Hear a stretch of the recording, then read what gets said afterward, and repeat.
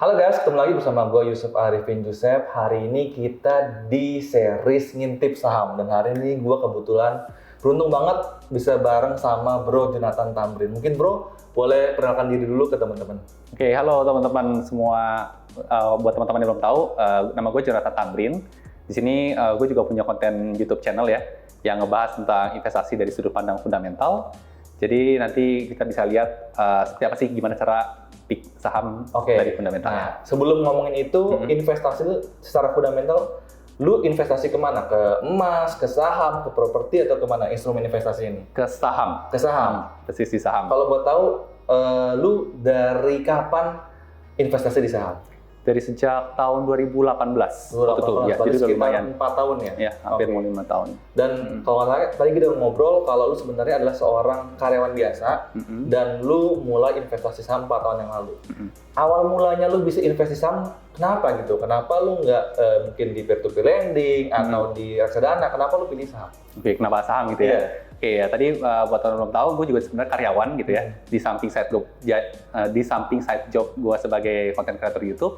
Jadi memang awalnya sebagai karyawan itu kan ya biasalah dapat gaji bulanan gitu ya, yang angkanya konstan. Dan waktu itu juga di tahun 2018 awal-awal saya mulai kerja, saya cuma bisa nabung aja tuh di rekening, ya nggak tahu duitnya mau dikemanain.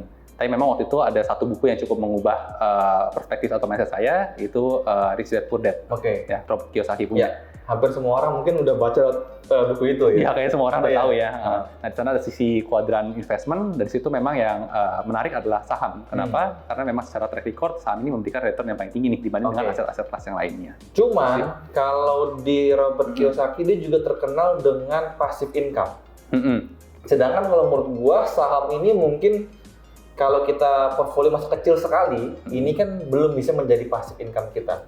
Karena nggak mungkin, ya kita mungkin harus punya miliaran, baru bisa mungkin kita pakai 4% rule, itu bisa menjadi passive income kita.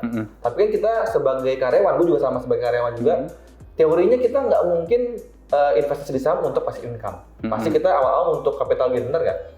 Kenapa lu nggak mulainya ke passive income, tapi mulainya di saham? Kenapa di situ tuh?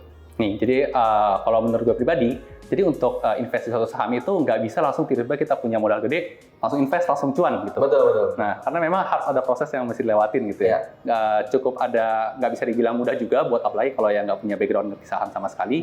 Jadi kenapa gue milih untuk ngambil saham, biar ada ngumpulin experience-nya juga. Jadi ngerasain gimana sepak terjangnya, kapan cuannya, kapan loss-nya.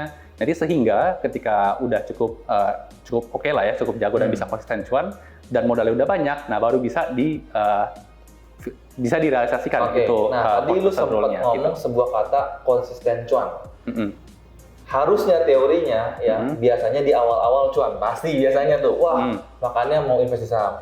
Tapi kan seiring berjalan waktu 4 tahun ini nggak mungkin seindah seperti yang dilihat orang terus cuan gitu kan, pasti ada loss-nya.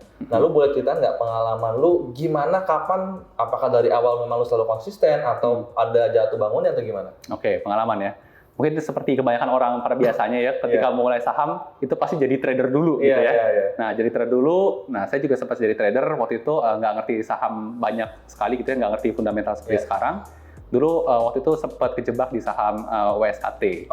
Ya, konstruksi ini ya, iya. Utangnya banyak. Iya, waktu itu cuma taunya WSKT ini BUMN gitu kan. Terus saya lihat data-data anak usahanya apa aja, terus proyeknya apa aja, wow gede nih gitu kan. Oh bolehlah investasi sana gitu kan. Tanpa tahu waktu itu secara prospek itu masih kurang bagus gitu.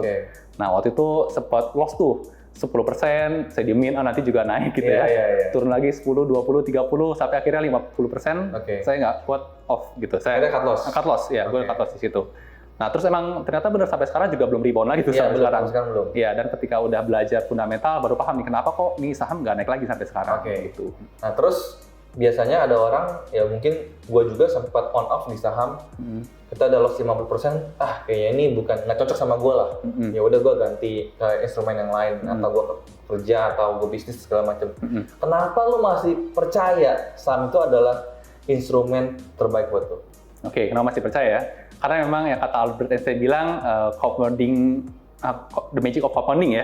The magic of compounding itu semakin kita punya uang meskipun returnnya itu kecil, tapi kalau nominal kita besar kan juga besar gitu. Betul. Ya. Dan kalau kita konsisten untuk terus menabung saham gitu dan compoundingnya itu berjalan, maka ya pasti bisa cukup yakin kita akan bisa kaya juga di masa depan. Setelah WSKT lu beli saham apa?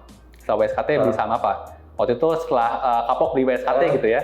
Waktu itu sempat beli Astra Internasional juga. ASI. Iya, sempat beli Garuda Indonesia juga. Itu waktu masih belum paham tuh, masih belum ngerti.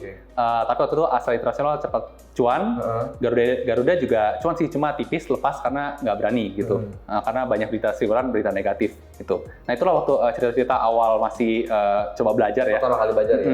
Nah di 2018 kan mungkin di YouTube atau di dunia sosmed tuh belum banyak yang share tentang saham.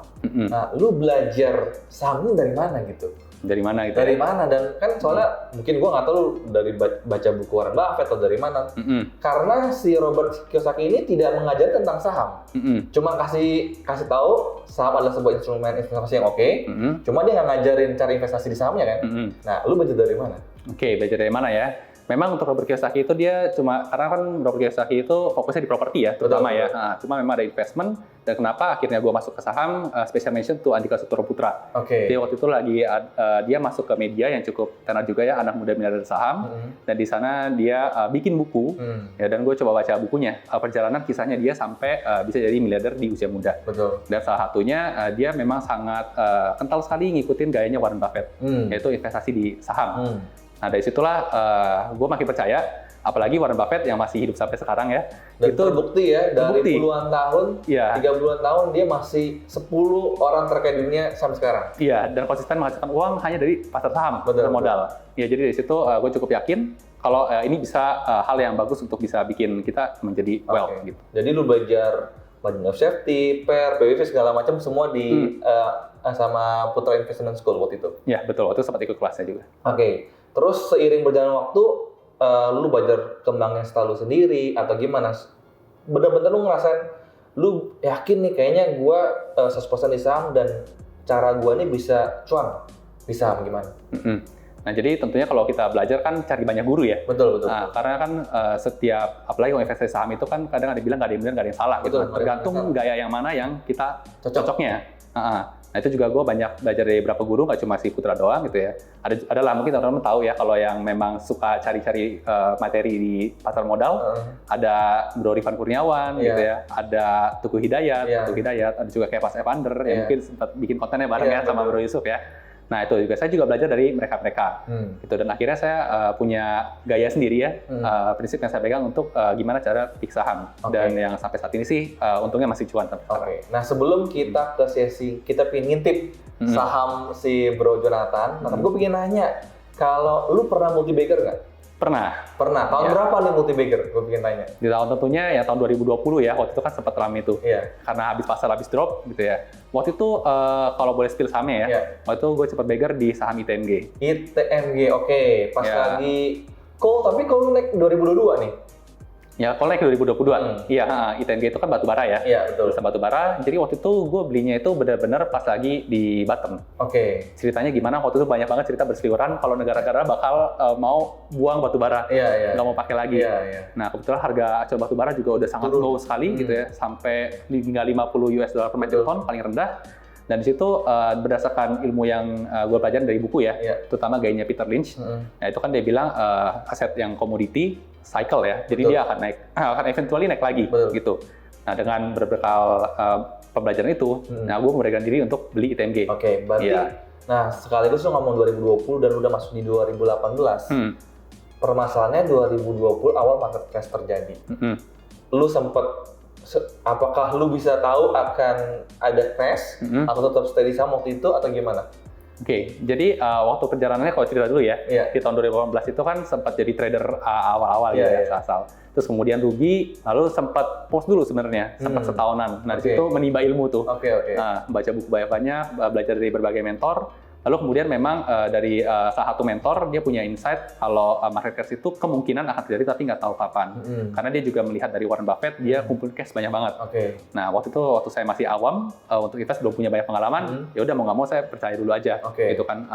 Dan eventually kebetulan nggak tahu ya, betul atau enggak, beneran crash terjadi. Oke, jadi lu benar-benar masuknya pas lagi crash itu? Iya, nggak kena drop crash kemarin. Nah, cuma memang nggak langsung drop Maretnya sih. Iya. Sempat lihat dulu kondisinya sampai Agustus waktu itu baru masuk.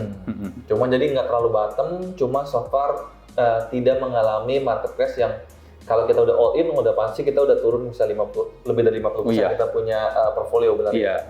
So selama 2020 sama 2022 ini kan kita ngalamin 2 tahun. Dan tahun ini ESG itu sebenarnya kalau nggak salah sekitar plus 3%-an. Gue nggak gitu update, sekitar 2-3%-an. Berarti kan sebenarnya tahun ini ESG tidak terlalu kemana-mana. Nah gimana dengan portfolio lu tahun ini? Portfolio gue kebetulan. Karena judulnya kan gue ini investor jangka panjang ya. Betul. Jadi udah nge-pick saham tuh dan nge-hold udah cukup panjang, kisaran setahun sampai 2 tahun lalu. Tentunya masih hijau banget. Masih hijau banget? Iya, karena masih belum ada nggak dari sahamnya 2020 sampai 2022 lu masih hold?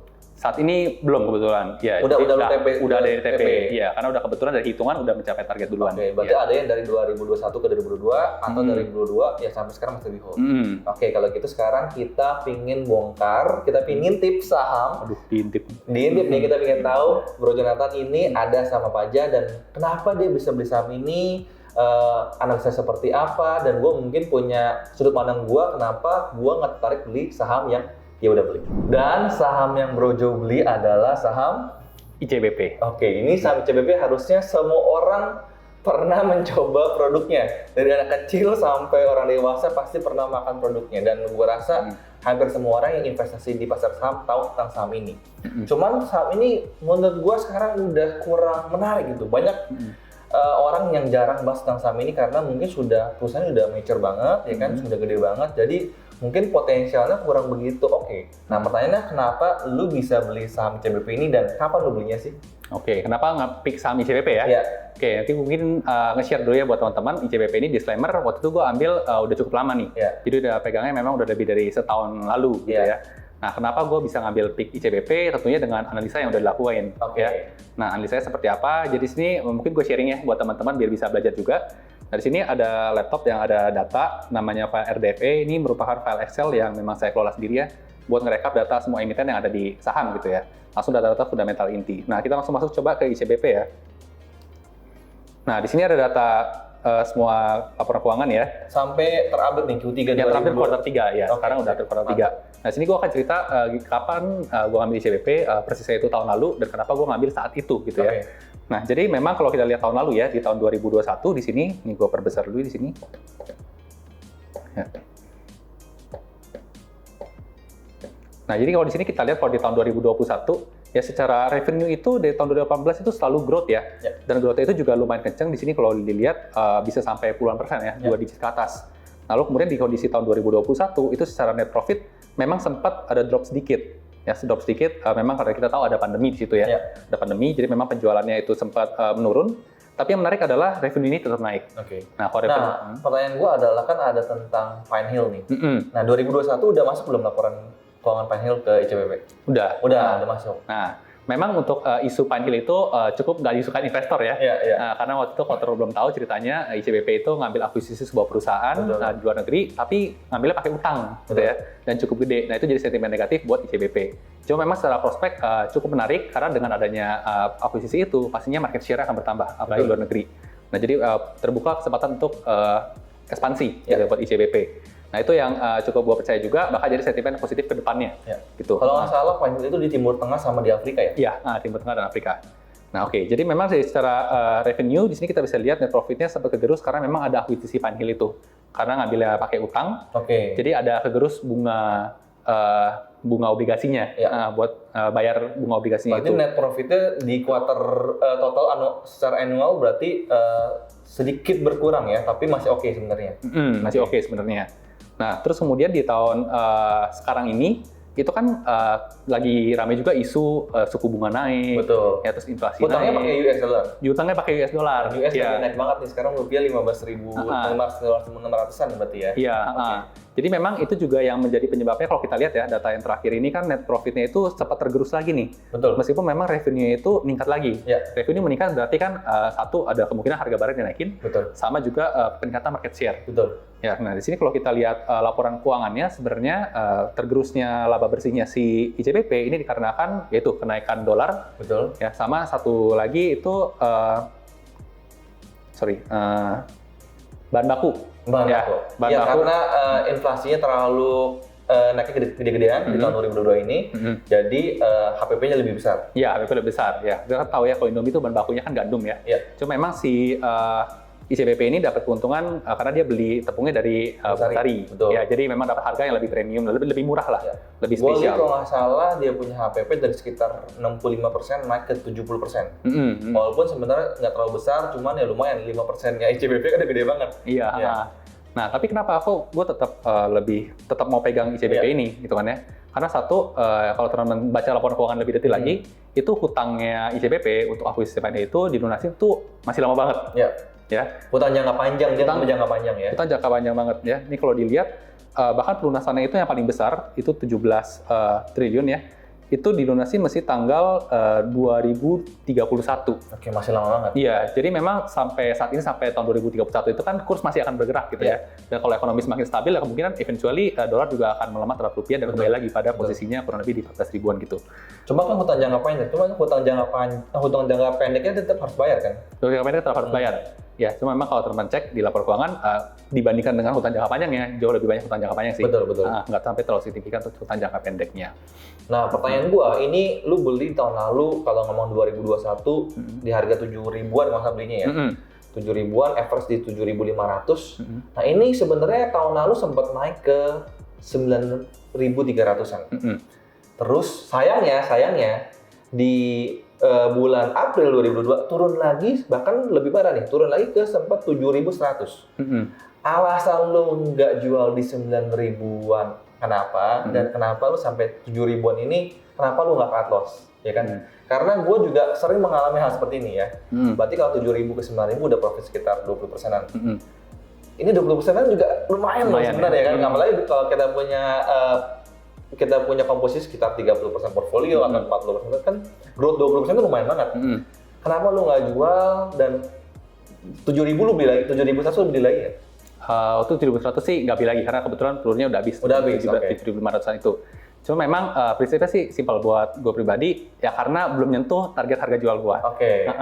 Kalau gitu targetnya berapa nih bro? Targetnya berapa ya? Nah, walaupun ini belum tentu ke arah sana, kita nggak tahu ya masa depan. Teman, menurut tuh targetnya berapa ICBP? Iya, jadi disclaimer dulu ya, memang setiap kali laporan keuangan riset pasti akan ada revisi analisa lagi gitu ya. Jadi target berubah ini bisa berubah kapan aja. Nah, di sini kalau versi gua untuk ICBP itu gue sih simpel, gue ngitung valuasi ya tentunya ya. ICBP kita tahu secara fundamental sudah oke, tentunya tinggal kita compare adalah valuasi. Nah, seperti kita tahu juga, valuasi saham blue chip itu kan nggak murah ya. Pasti valuasinya selalu agak premium gitu kan. Ya, ini per ICBP sekarang nggak murah loh, 20 kali lebih kayaknya ya. Ya, nah di sini kalau mau dilihat juga untuk secara PBV saat ini posisinya ada di 3,34 dan untuk secara PI rasionya ada di angka 26,50 gitu ya. Tapi dengan catatan ya, PI rasio ini kan dikaitkan dengan earnings. Betul sekali. Nah, di mana earningsnya itu tadi ada poin kerugian kurs. Betul. Ya, dan juga kenaikan bahan baku tadi. Tapi sebenarnya kalau teman-teman coba cek laporan keuangan ya dan diekskludkan nih untuk kursnya, itu sebenarnya pendapatnya masih naik. Ya. Jadi untuk valuasi yang ICBP yang saya gunakan itu nggak pakai yang PER, jadi saya lebih pakai yang PBV karena PER itu tadi terkait ada kurs di situ. Nah, untuk PBV saat ini ada di 3,34, untuk average 5 tahunan yang ada di 4,18 sebenarnya. Waktu itu kebetulan gue beli di tahun 2021, jadi waktu di angkanya sekitar 3. Ya. Nah, kalau untuk target jualnya, biasanya di sini gue akan masuk ke perhitungan yang gue pakai di sini. Nah, sini tinggal masukin ICBP ya. Kan? Nah, untuk ICBP di sini ada data. Itu dulu menggunakan PER atau PBV? Kalau untuk ICBP di sini berarti pakai PBV. Iya. Nah, sih pakai PBV, gue bisa akan pakai lihat data yang di sini nih. PBV average sama 5 tahun ya, 4,18 saat ini, margin safety-nya saat ini ya, ada di 20%. Jadi target jualnya sih di kisaran 12.500. Sekarang masih sekitar 10 ribuan ya? Iya. Mati. Dan sekarang ini Jonathan ini dia udah floating profit sekitar 30%-an ya? 30%-an. 30%-an. Jadi kalau sampai ICBP ke 12.000 sekitar 40% lebih ya? Ya, 40% lebih target jualnya. Target jualnya, oke. Nah, pertanyaannya tadi kita ngomong tentang, kan lu sempat ngomong kata tentang Peter Lynch. Gue juga lagi baca bukunya Peter Lynch, dia kan tipikalnya banyak. Salah satunya dia adalah suka perusahaannya bertumbuh, pendapatannya bertumbuh dan laba bersih bertumbuh. Memang kalau kita lihat CBP ini kan pendapatan memang bertumbuh, cuma labanya ini nggak bertumbuh nih. Dan lu takut nggak? Sekarang kan kita ngomong HPP, kita ngomong oke, masih bisa ditahan, dia beli sama Bogasari, cuman kan secara data memang HPP dia udah besar, udah di 70%. Gimana kalau ke depannya ternyata pendapatannya dia masih bisa naik, tapi HPP-nya stuck di situ? Otomatis kan dia punya growth itu makin pelan. Menurut pandangan lo gimana? Nah, untuk hal yang gue yakini ya, di CBP, kita tahu ya, Indomie itu harganya berapa ya? Ya, sekarang 3.200. Sekarang 3.200-an ya. Nah, kalau seandainya misalnya, kita tahu ya, CBP juga saham consumer goods yang defensif ya. Betul. Di mana pada saat resesi pun, orang juga masih prefer untuk beli. Karena itu kebutuhan yang mendasar. Sehari-hari banget gitu ya. Nah, kira-kira kalau misalnya harga Indomie ini naik 20% gitu ya, naik 600 perak, masih beli nggak? Mau nggak mau beli, karena nggak ada pilihan Indomie lagi. Karena ada Indomie gitu ya. Indomie favorit orang Indonesia gitu ya. Nah, jadi disitulah gue jadi punya pegangan dan cukup yakin ketika misalnya HPP-nya itu dia nggak balik gitu ya, tetap tinggi. Nah, mau nggak mau dia bisa naikin harga jual. Supaya dia mungkin dari HPP 70% masih bisa balik ke 68 ke 65. Dengan kenaikan harga jualnya itu. Karena dia punya bargaining power. Dan dia mungkin naiknya nggak sekaligus tapi bertahap. Jadi itu alasan lu beli ICBP. Nah, kalau buat tahu gimana sih cara Bro Jonathan menyusun portfolio? Berapa persen sekitar ICBP di sini? Karena mungkin ada teman-teman yang portfolionya mungkin banyak banget sahamnya, ada yang belasan. Kalau lu style seperti apa tuh? Oke, kalau gue stylenya tentunya pembagian portofolio kita sesuaikan dengan tujuan kita dulu ya. Investasi ini tujuannya mau jangka pendek, jangka panjang. Kalau ICBP masuknya kemana nih? Jangka menengah. Jangka menengah? Iya, jangka menengah.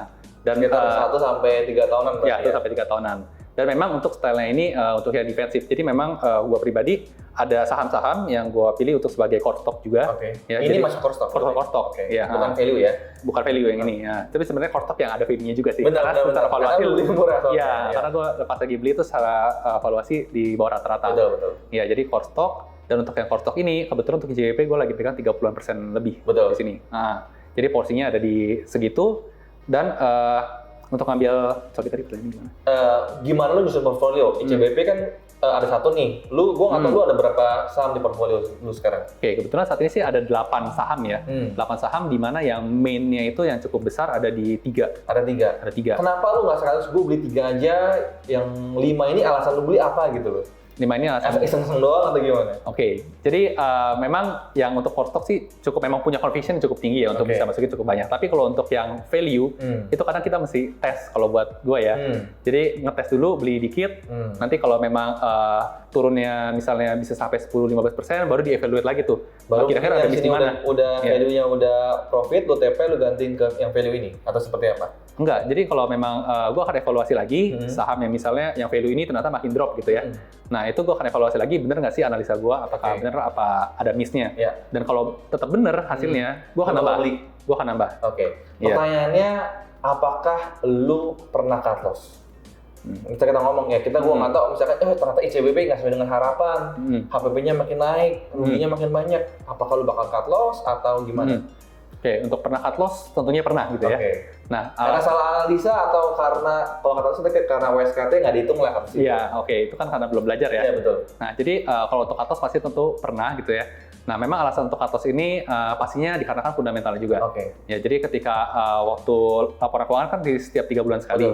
Nah, sebelum rilis itu mungkin prospeknya masih bagus gitu ya. Tapi setelah di laporan keuangan itu kan selama periode 3 bulan itu ada kebijakan pemerintah yang baru gitu kan. Terus ada kebetulan pandemi kemarin kan. Contohnya itu kemarin Serial. Untung udah jual, udah cut loss. Udah cut loss. Kalau nggak mungkin sekarang nyangkut nih. Iya, nyangkut karena udah di suspend ya. Nah, itu memang waktu itu secara valuasi murah, tapi memang secara hutang itu gede. Di bawah 1 kalau salah. Iya, cuma memang secara hutangnya gede. Jadi memang itu cukup wanti-wanti tuh untuk pegang Serial. Tapi setelah laporan keuangan kuartalnya muncul, tetap jelek gitu ya, tetap tinggi, hutangnya makin tinggi, udah itu nggak berani. Gitu. Jadi cut loss waktu itu. Cut loss. Lu berapa persen portfolio kalau boleh tahu? Serial itu waktu itu?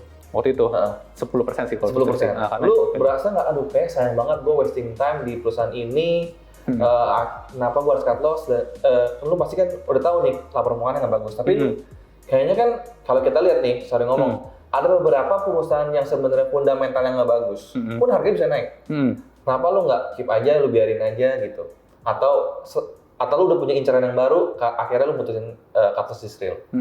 Nah, jadi kalau emang ketakutan value investor ya menurut gue pribadi adalah kalau perusahaannya bangkrut. Oke, ya. betul. Karena memang kita beli murah. Kalau kita lihat gayanya Warren Buffett kan dia cigar butt ya. Dia beli yang murah, mungkin perusahaannya biasa aja gitu. Tapi valuasi yang murah itu yang dulu banget ya. Tapi memang kan potensi yang resiko paling tingginya adalah kalau bangkrut. Kalau kan delisting gitu kan. Duit kita hilang 100%. Betul. Nah, jadi memang tergantung sih prinsip tiap orang punya gaya yang beda-beda. Untuk pendekatan approach ke saham-saham tertentu juga perlu gaya yang beda. Jadi menurut lo seorang value investor pun nggak ada salahnya buat cut loss? Nggak ada salahnya. Yang penting kita tahu perusahaan apa kita beli, dan kalau misalkan nggak sesuai dengan prediksi kita, laporan keuangan nggak bagus, kita sah-sah aja buat cut loss? Iya. Oke. Kalau gitu ini kan udah di akhir tahun banget nih. Kebetulan kita bikin video tanggal 24 Desember.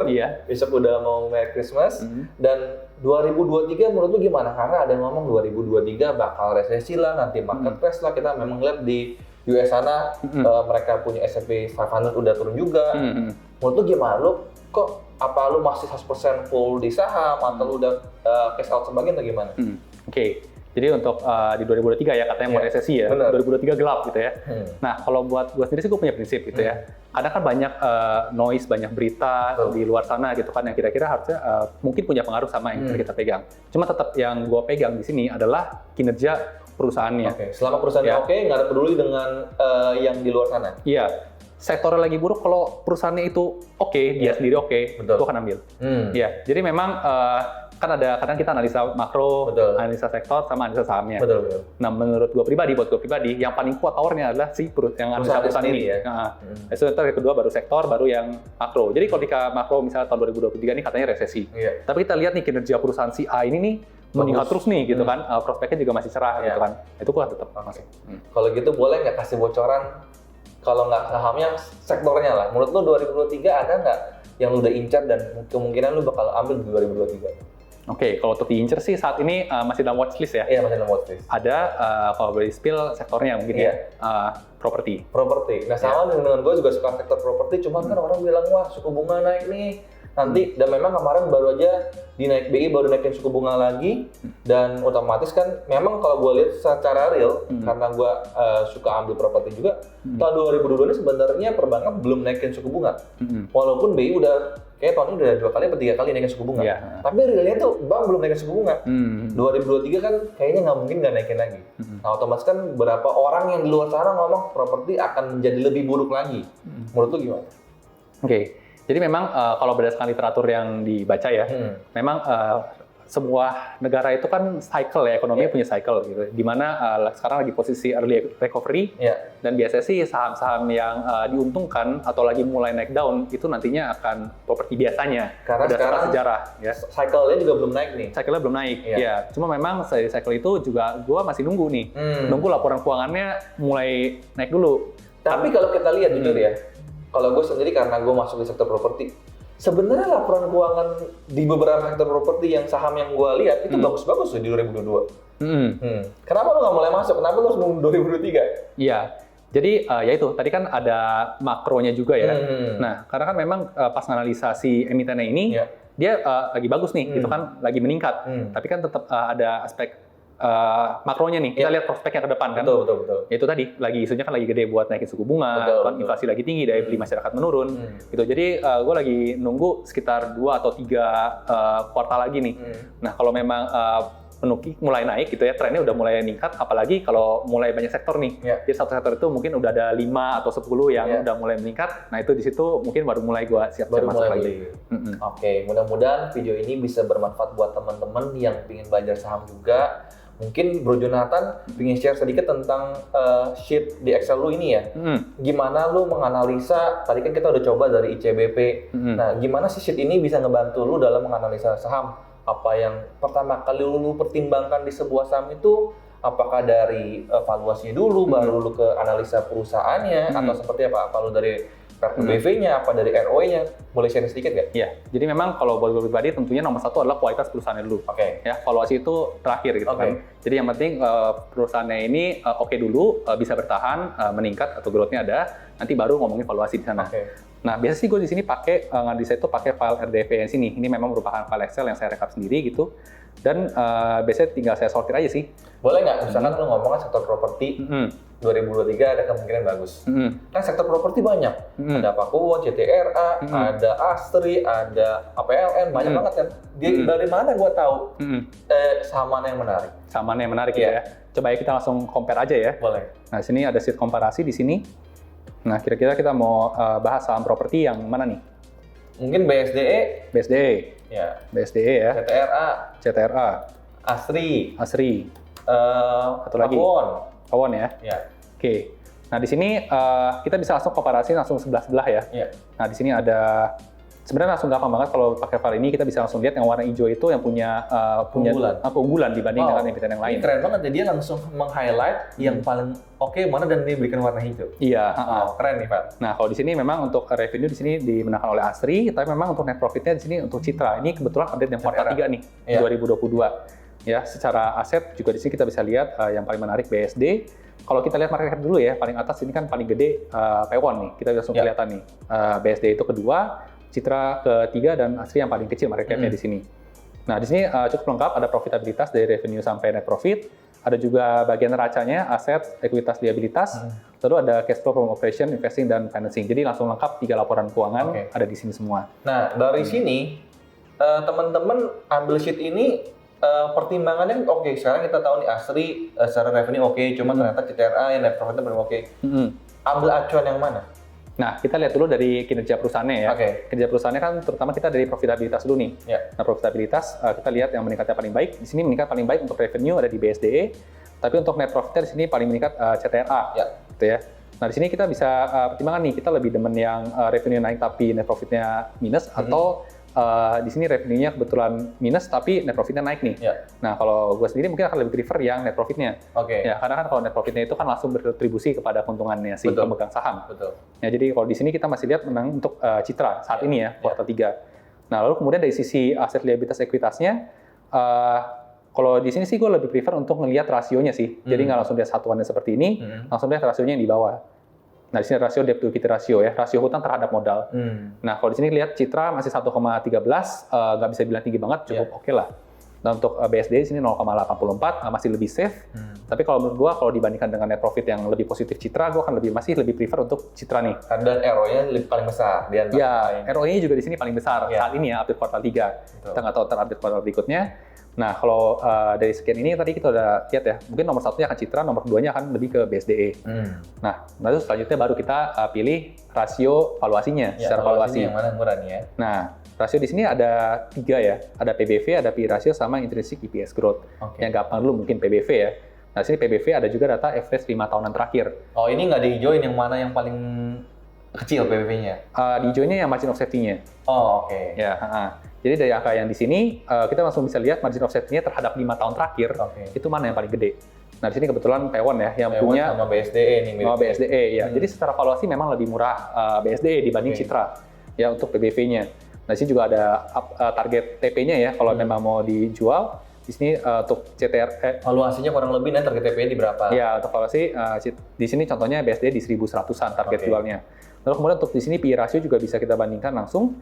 Dan di sini kalau kita lihat yang menang juga BSDE. Jadi memang secara valuasi PBV maupun PE ratio memang lebih murah saat ini BSDE. Memang tapi secara kualitas perusahaan kinerja lebih menarik Citra. Betul. Nah. So kalau misalkan lu hanya sekilas banget ya kan, kita belum Mas Mendam, kalau sekilas banget lu lebih pilih CTRA atau BSDE? CTRA atau BSDE? Nah, kalau pilih CTRA atau BSDE, biasanya gua pilih dua-duanya. Oh, pilih dua-duanya? Lu bakal pilih dua-duanya? Iya. Jadi karena kita nggak tahu mana yang. Betul. Jadi nanti akan cicil masuk ke BSDE dan juga Citra. Menarik nih, karena ada orang gua harus pilih salah satu, tapi ternyata nggak juga ya. Iya, nggak mesti kan. Kan nggak ada aturan yang pasti gitu kan. Nah, nanti baru deh kita akan lihat track record-nya ke kuartal-kuartal berikutnya. Nanti kalau tiba-tiba misalnya BSDE lebih menyusul, kinerja lebih baik dari Citra, baru kita akan tambahin ke yang BSDE. Ini keren banget sheet ini. mudah-mudahan teman-teman bisa yang tertarik bisa kemana nih? Ya, Untuk bisa networking? DM email, bisa email gue aja ya Nanti di emailnya gue bakal taruh di ya, deskripsi di bawah. deskripsi, atau nggak bisa DM IG gue. Oke. Oke, thank you banget bro hari ini buat sharing ke kita buat belajar tentang value investing dan perjalanan lu dari 4 tahun yang lalu sampai sekarang dan membuktikan kalau seorang karyawan yang mungkin lu sama dengan gua, kalau kita bisa bekerja dan kita terus investasi pasar saham, kita punya portfolio tetap bisa bertumbuh. Oke, thank you banget sampai hari ini. Sampai ketemu di video berikutnya. Salam cuan dan bye-bye.